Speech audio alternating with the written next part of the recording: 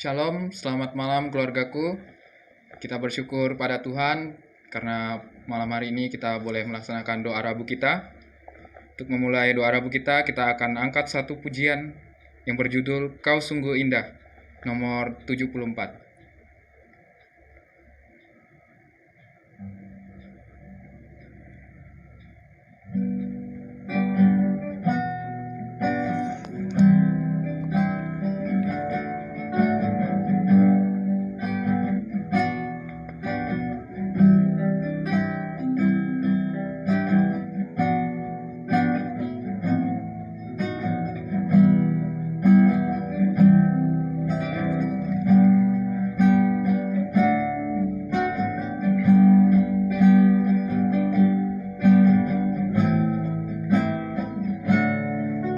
Sungguh indah tiada taranya, sungguh menakjubkan, sungguh ajaib untuk dimengerti, lebih dari semua yang ada. Hikmat-Mu tiada terselami, kasih-Mu dalam tak terduga. Kau sungguh indah tiada tandanya, mulia dan berkuasa.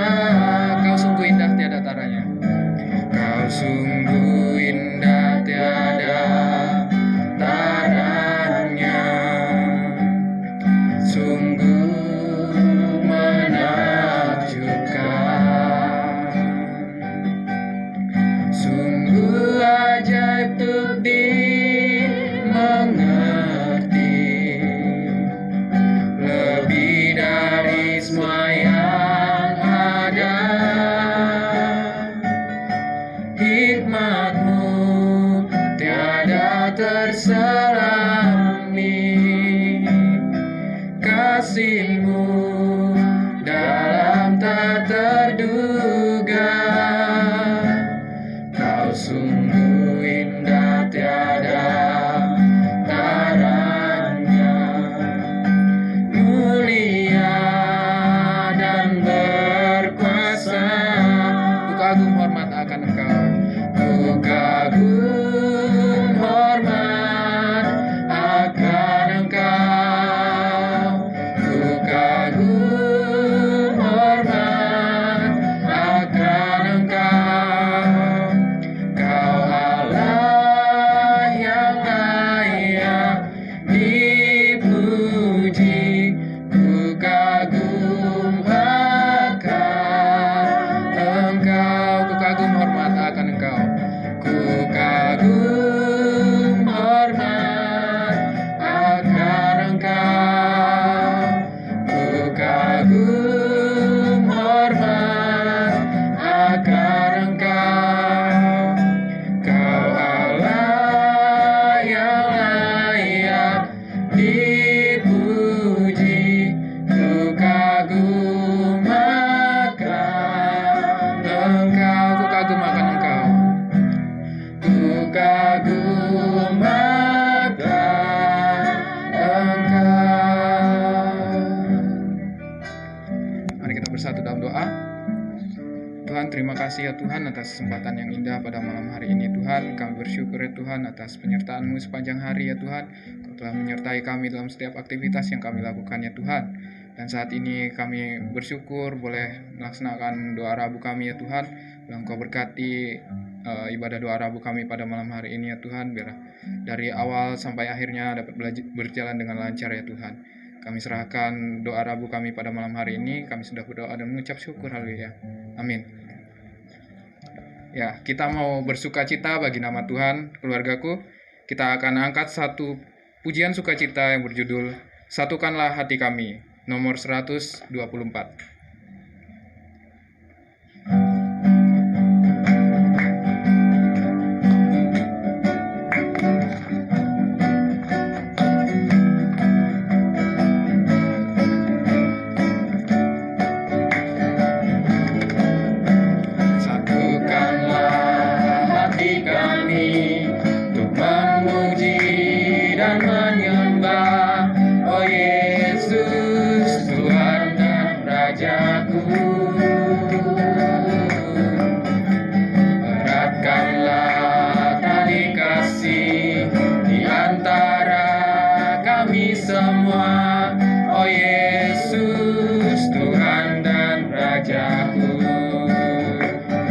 bergandengan tangan, bergandengan tangan dalam satu kasih, bergandengan tangan dalam satu iman, saling mengasihi di antara kami, keluarga kerajaan Allah. Satukanlah hati kami, satukanlah hati kami untuk memuji dan menyembah, oh Yesus Tuhan dan Rajaku. Eratkanlah tali kasih di antara kami semua, oh Yesus Tuhan dan Rajaku.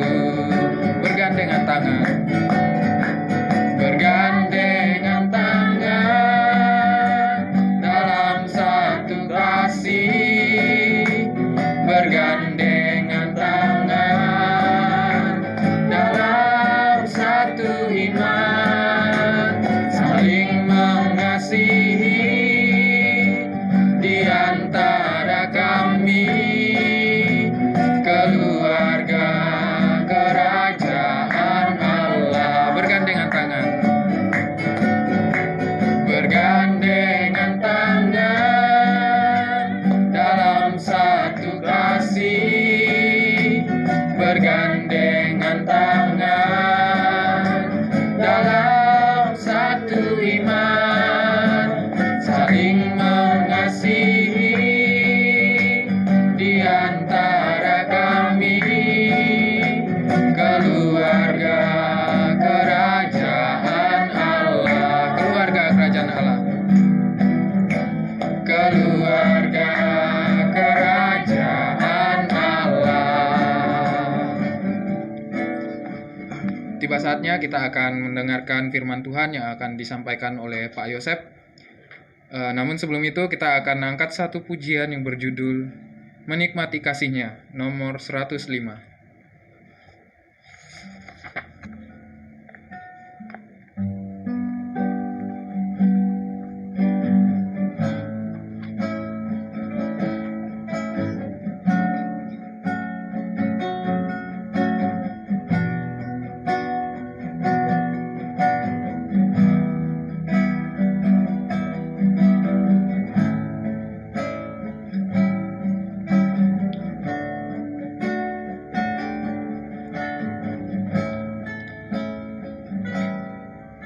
Saat indah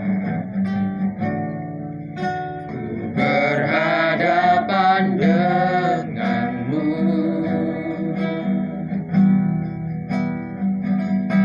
memandang wajahmu, Yesus kekasih jiwaku.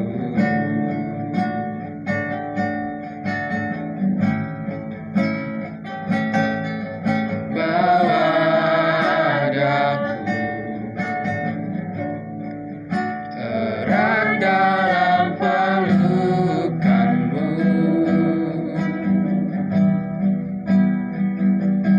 hadirat-Mu kasih, dan indahnya hadirat-Mu, hadirat-Mu Tuhan, hadirat-Mu Tuhan, ku rasakan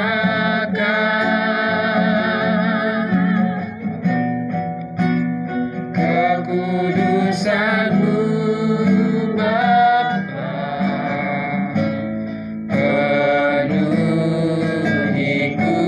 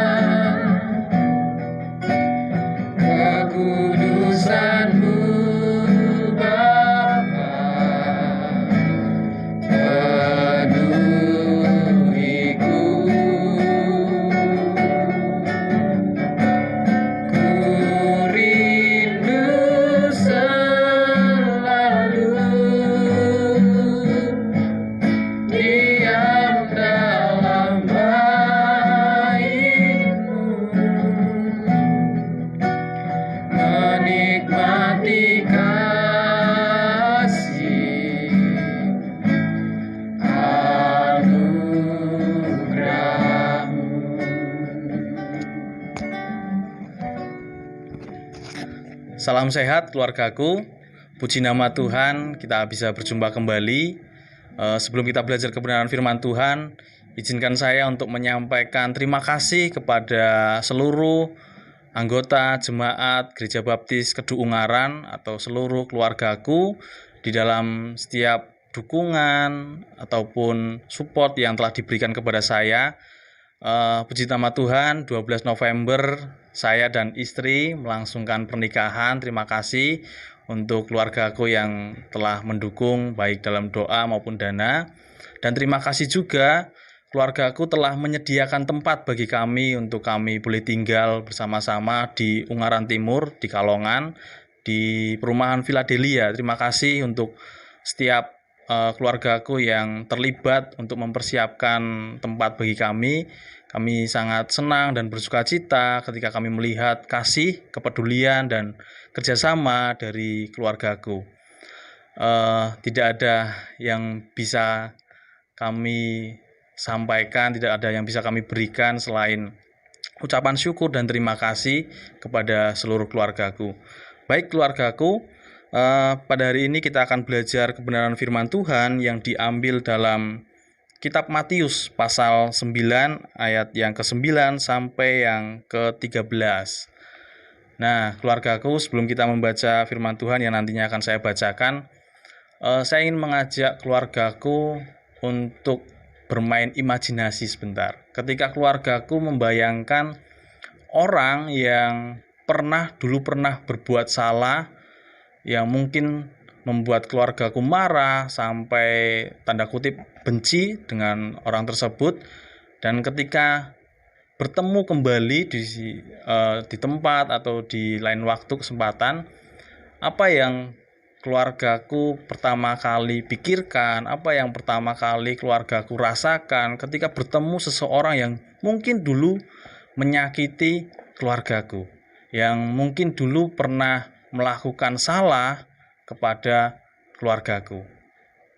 Dan sebaliknya, bagaimana jika keluargaku di posisi orang tersebut? Mungkin keluargaku pernah menyakiti atau berbuat salah kepada seseorang, entah itu kepada keluarga, kerabat, atau teman yang lain.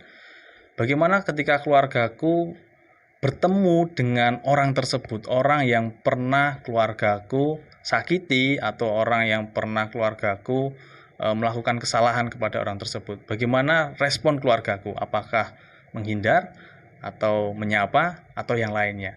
Nah, hari ini kita akan belajar bersama-sama dari Matius, murid Yesus yang dipanggil untuk bersama-sama dengan Tuhan Yesus melayani ketika Tuhan Yesus masih di dunia. Saya akan membacakan ayat 9 sampai yang ke-13. Setelah Yesus pergi dari situ, ia melihat seorang yang bernama Matius duduk di rumah cukai. Lalu ia berkata kepadanya, "Ikutlah aku." Maka berdirilah Matius lalu mengikut dia.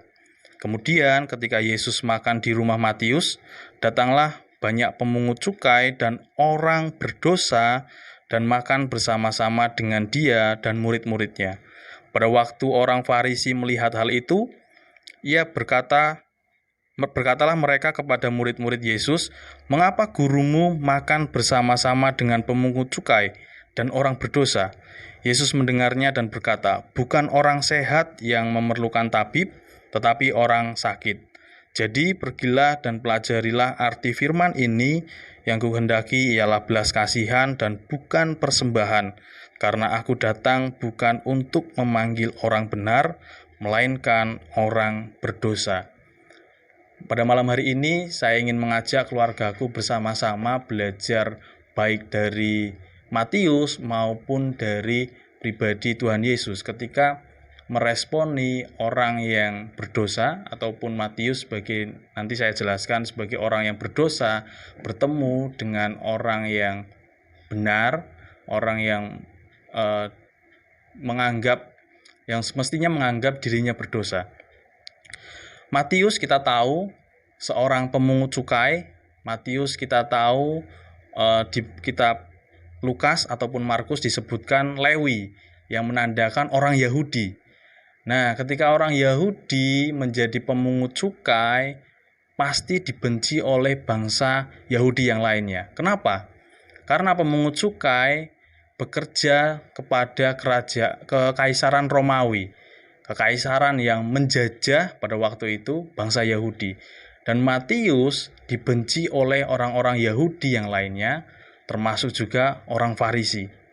Orang Farisi menganggap Matius sebagai orang yang hina, sebagai orang yang berdosa, karena dia sebagai orang Yahudi berkhianat, lebih memilih bekerja kepada kekaisaran Romawi pada waktu itu, dan juga memungut pajak yang berlebihan, yang tidak semestinya, yang tidak sesuai dengan standarnya. Hal itu membuat orang-orang Farisi membenci kepada Matius dan juga pemungut cukai yang lainnya. Di situ dijelaskan di ayat yang ke-11. Pada waktu orang Farisi melihat hal itu, melihat Matius, melihat orang-orang pemungut cukai yang lainnya bergerombol di situ makan bersama Yesus, orang Farisi mereka berkata kepada murid-murid Tuhan Yesus, "Mengapa gurumu makan bersama-sama dengan pemungut cukai dan orang berdosa?" Walaupun tidak dijelaskan di situ, tapi kita bisa melihat ada tendensi ketidaksukaan orang Farisi kepada Matius, pemungut cukai. Karena orang Farisi menganggap Matius dan orang-orang yang memungut cukai sebagai pengkhianat, orang yang hina. Nah, lalu bagaimana dengan Tuhan Yesus? Bagaimana Tuhan Yesus melihat Matius? Tuhan Yesus juga orang Yahudi. Tuhan Yesus juga semestinya merasa dikhianati. Tapi kita akan melihat ada perbedaan. Ayat 12. Yesus mendengarnya dan mendengar perkataan orang Farisi kepada murid-muridnya. Bukan orang sehat yang memerlukan tabib, tetapi orang sakit. Ayat 13. Jadi pergilah dan pelajarilah arti firman ini, yang ku kehendaki ialah belas kasihan dan bukan persembahan, karena aku datang bukan untuk memanggil orang benar, melainkan orang berdosa. Dari pernyataan Tuhan Yesus, kita bisa melihat bahwa Tuhan Yesus tidak membenci Matius. Tuhan Yesus tidak membenci orang yang berdosa, justru Tuhan Yesus mengasihi mereka. Di situ dikatakan bukan orang yang sehat yang memerlukan tabib, tetapi orang yang sakit, orang yang berdosa yang memerlukan pertolongan untuk mengerti kebenaran. Bahkan di ayat yang ke-9 dengan jelas Tuhan Yesus mengajak Matius untuk mengikut dia menjadi muridnya. Tuhan Yesus tidak membenci Matius, justru malah mau menolong Matius. Mungkin secara manusia kita pernah diberhadapkan dengan situasi ini. Kita pernah disakiti, kita pernah bertemu dengan orang yang melakukan kesalahan kepada kita, sehingga kita mengecap orang tersebut sebagai orang yang bersalah, orang yang berdosa. Dan ketika suatu saat kita bertemu, bisa saja kita menghindarinya, bisa saja kita masih menyimpan emosi, menyimpan amarah tersebut, seperti orang-orang Farisi yang tidak menyukai Matius karena dianggap sebagai pengkhianat. Tapi kita juga bisa seperti Tuhan Yesus, menganggap bahwa orang yang dulu pernah melakukan kesalahan kepada kita perlu ditolong, perlu kita bimbing, perlu kita berikan pertolongan supaya mengerti kebenaran. Dan mungkin juga kita pernah di posisi Matius. Kita pernah melakukan kesalahan kepada orang lain sehingga menyakiti orang lain. Lalu bagaimana respon kita? Respon Matius sungguh luar biasa. Dia tidak malu, dia tidak menghindari Tuhan Yesus, tapi dia mau. Di ayat yang ke-9, di bagian yang akhir, maka berdirilah Matius lalu mengikut dia, mengikut Tuhan Yesus, meresponi tawaran Tuhan Yesus ketika Matius diajak untuk menjadi muridnya. Nah, keluargaku, ada dua hal yang bisa kita pelajari dari sisi Matius sebagai orang yang berdosa. Semestinya kita memiliki kerendahan hati ketika kita diajak untuk memperbaiki kehidupan, untuk melakukan kebenaran, untuk memperbaiki kesalahan di masa lalu, semestinya kita memiliki kerendahan hati untuk mau ditolong. Ada juga orang yang memiliki kekerasan hati, menolak, menganggap prinsipnya benar, menganggap dirinya benar, bisa juga, tapi Matius tidak. Matius dengan kerendahan hati mau mengikut Tuhan. Bahkan mengajak teman-teman yang lain untuk mendengarkan apa yang dikatakan Tuhan. Kita tahu Tuhan Yesus melakukan perjalanan untuk menyampaikan Injil, menyampaikan kabar sukacita tentang pertobatan, tentang keselamatan yang daripada Allah. Dan Matius meresponinya. Itu dari sisi Matius sebagai orang yang bersalah. Lalu bagaimana ketika kita diberhadapkan kepada orang yang salah? Kita meneladani Tuhan Yesus. Tuhan Yesus tidak menolak, Tuhan Yesus tidak membenci, justru Tuhan Yesus mengulurkan tangannya, bahasa saya, mengulurkan tangannya untuk menolong orang yang bersalah tersebut. Dibutuhkan kebesaran hati, penerimaan yang luar biasa. Ini yang perlu kita contoh dari Tuhan Yesus. Pasti kita pernah mengalami rasa sakit, pasti kita pernah mengalami hal yang tidak menyenangkan. Mungkin saat ini juga kita pasti masih menyimpan amarah kepada orang yang berbuat salah kepada kita. Tapi mulai sekarang, mari keluargaku, kita belajar dari Tuhan Yesus. Bukan seperti orang Farisi yang mencemooh, yang membenci, yang menghindari, yang tidak mau mengenal lagi. Tapi kita belajar seperti Tuhan Yesus, menerima, bahkan kita memberikan pertolongan, supaya orang tersebut tidak melakukan kesalahan yang sama dan terbebas dari dosa. Menerima kasih karunia yang daripada Tuhan. Mari kita berdoa. Kami bersyukur Tuhan untuk malam ini, untuk kebenaran firman Tuhan yang singkat. Kami bersama-sama belajar. Kami tidak luput dari kesalahan. Kami juga pernah mengalami sakit ketika orang melakukan kesalahan kepada kami. Tapi malam hari ini kami mau belajar untuk mengampuni, kami mau belajar untuk meminta ampun juga, dan supaya kami boleh berkenan di hadapan Tuhan. Biarlah belas kasih Tuhan boleh nyata di dalam kehidupan kami meresponi panggilan Tuhan untuk semakin berkenan di hadapan Tuhan. Terima kasih Tuhan, kami menyerahkan kehidupan kami selanjutnya ke dalam tangan kuasa-Mu, di dalam nama Tuhan Yesus Kristus. Haleluya, amin. Ya, amin atas firman yang telah disampaikan. Biarlah firman ini dapat menjadi berkat bagi kita semua yang mendengarkannya. Selanjutnya kita akan masuk dalam doa syafaat. Doa syafaat akan dipimpin oleh Ibu Monica. Namun sebelum itu kita akan mengangkat satu pujian, Kau yang terindah, nomor 75.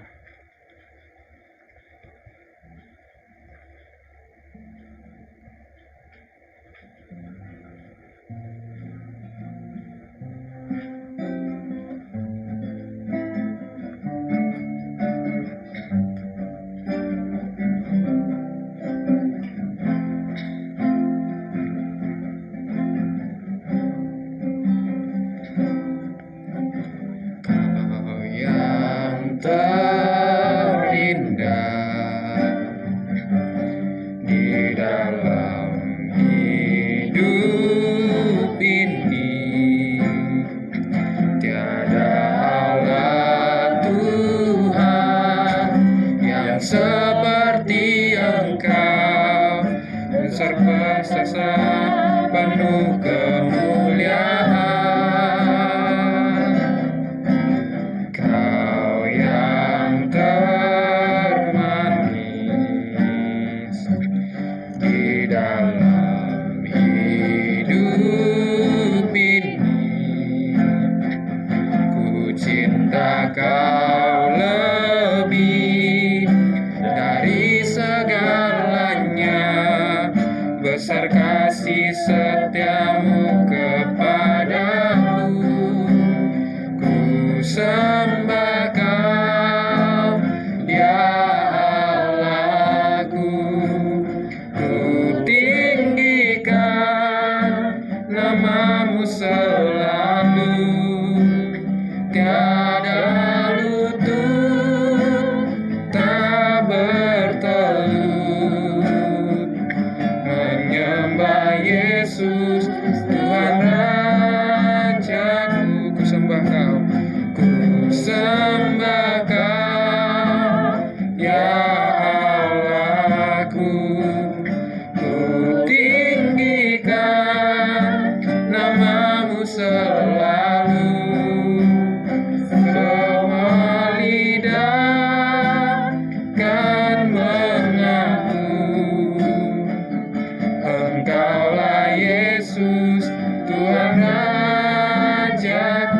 sembah Kau.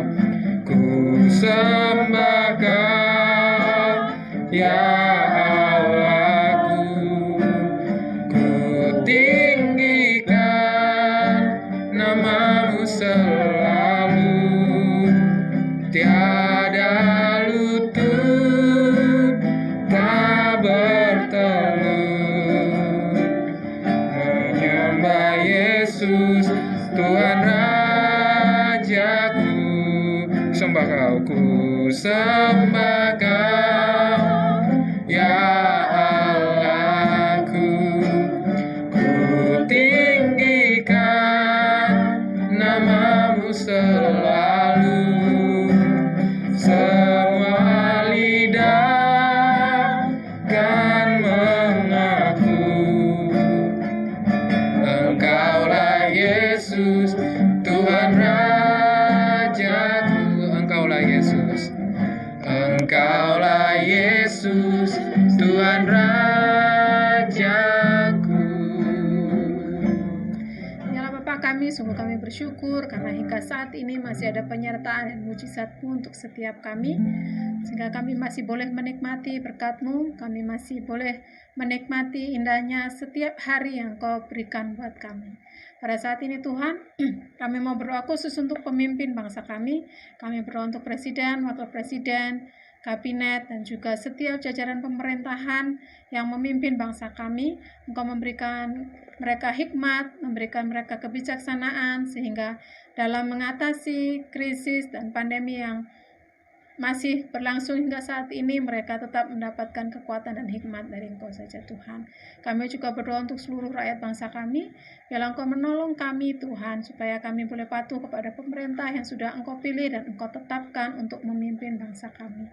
Kami saat ini juga berdoa untuk aparat kepolisian, TNI maupun tenaga medis yang bekerja keras untuk menolong supaya penyebaran virus tidak semakin meluas. Engkau memberikan mereka kekuatan, memberikan mereka hikmat, memberikan mereka sukacita dan ketulusan hati dalam melayani, sehingga apa yang mereka lakukan boleh menjadi dan menolong bangsa kami taat kepada aturan Tuhan. Kami juga terus berdoa untuk rencana pilkada serentak di 270 wilayah di Indonesia. Engkau memberkati Tuhan untuk persiapan yang semakin mendekat. Engkau memberkati setiap calon-calon pemimpin yang mencalonkan diri supaya ada ketulusan, ada keikhlasan, dan juga ada ketenangan ketika menghadapi pilkada. Dan apapun hasil yang akan diperoleh, biarlah semuanya boleh mensyukuri bahwa semuanya adalah pilihan rakyat dan merupakan pesta demokrasi dari rakyat bangsa kami di setiap wilayah masing-masing. Kami juga terus berdoa untuk gereja-gereja di seluruh Indonesia maupun di seluruh dunia, khususnya dalam persiapan menjelang masa Natal. Biarlah Engkau menolong kami setiap umat-Mu untuk juga beroleh hikmat dan kebijakan ketika kami mempersiapkan Natal di gereja kami masing-masing. Melalui masa pandemi ini, biarlah kami boleh merayakannya sesuai dengan protokol yang ada, dan juga tetap ada sukacita di dalam hati kami masing-masing, kehidupan kami ketika kami merayakan sukacita Natal dengan cara yang luar biasa dan istimewa di tahun ini Tuhan. Kami juga berdoa untuk setiap jemaat Gereja Baptis Indonesia Kedung Ungaran. Kami bersyukur karena hingga saat ini Engkau menyertai kami, Engkau memimpin kami tetap dalam sukacita, dalam kesehatan, dan dalam berkat yang Engkau beri buat kami, sehingga boleh kami nikmati setiap saat dalam hidup kami. Engkau terus menolong kami Tuhan, supaya kami juga tetap beriman teguh kepadamu dalam segala tantangan kehidupan yang harus kami hadapi hingga saat ini. Dan biarlah kami tetap bersukacita ketika kami menatap masa depan, melihat kembali bahwa Engkau ada dan akan terus ada bersama kami melalui setiap masalah dan setiap tantangan-tantangan kehidupan ini Tuhan. Saat ini Tuhan, kami juga mengingat untuk para hamba-hamba Tuhan yang harus mengalami COVID-19. Kami mengingat untuk keluarga Pendeta Ayem di GBI Sambirejo Semarang. Kami juga mengingat untuk istri almarhum Pendeta Edi Waluyo di Solo. Kami juga mengingat untuk istri almarhum Pendeta Mika Sugianto. Engkau memberkati mereka Tuhan, memberikan mereka tetap sukacita, pengharapan, dan juga ketika mereka harus menjalani isolasi mandiri ataupun isolasi bersama, Engkau menolong mereka supaya mereka juga boleh menjadi berkat dan kesaksian yang indah bagi orang-orang yang ada di sekitarnya yang melihat mereka. Biarlah semuanya ini boleh menjadi bagian dan cara Tuhan untuk bisa melihat ada rencana-Mu yang luar biasa indah bagi kemuliaan nama-Mu saja Tuhan. Biarlah semuanya ini boleh kami serahkan di dalam tangan kasih setia-Mu dengan penuh ucapan syukur dan hikmat dan juga iman kami kepadamu. Kami menyerahkan semuanya di dalam nama Tuhan kami Yesus Kristus. Amin.